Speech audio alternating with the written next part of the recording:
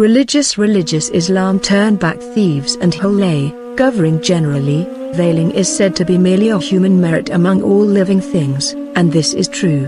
If some extreme and individual trends are excluded, nudity has always been regarded as indolence and fancifulness by social conscience and common sense. Nevertheless, individuals and societies have had different measures and understanding as a result of different religions and cultures, different causes and effects such as fashion, external influence, alienation and social disintegration. For this reason, it is not surprising to see different lines in disguise and veiling among regions and even members of the same religion and country. The veiling order of the Islamic religion is aimed at various purposes such as protecting the mental health of the individual, the structure and dignity of the individual, the general morality of the society, keeping a balance in the relations between the sexes and people, and establishing a family life and a family worthy of human dignity.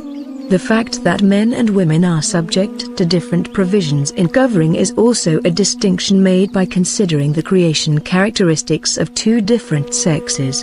In the religious literature, it is referred to the parts and organs of the body that are religiously forbidden to open, show and look. Setri-Avrit refers to the veiling of men and women other than prayer, but it is mostly used to express the covering of certain limbs during prayer. Covering the place of worship during prayer is a religious duty and the condition of validity of prayer, as well as a religious duty other than prayer. However, the limit of veiling may differ depending on the breed and whether there is intimacy to be considered as a marriage barrier. For this, veiling in fiqh, covering in prayer can be handled in three different ways as covering against relatives and strangers. The place of men to be covered in prayer and the place of privilege against men and women other than his wife except for prayer is the area between the navel and the kneecap. This is the opinion of the majority of Islamic scholars, and there are some differences between them regarding the limit and grading of the private area.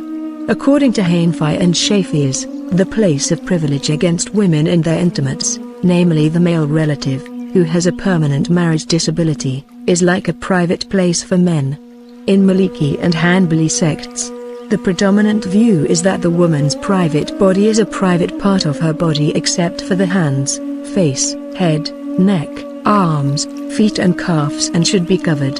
The face of the woman is the whole body except for her face, hands and feet in the face of foreign men, that is, men with no intent.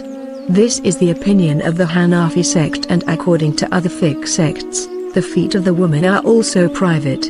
A view from Abu Yusuf to the elbows, which does not count the arm of the woman, is also narrated. This is summarized in the classical doctrine of the fiqh about the covering of men and women during and outside prayer.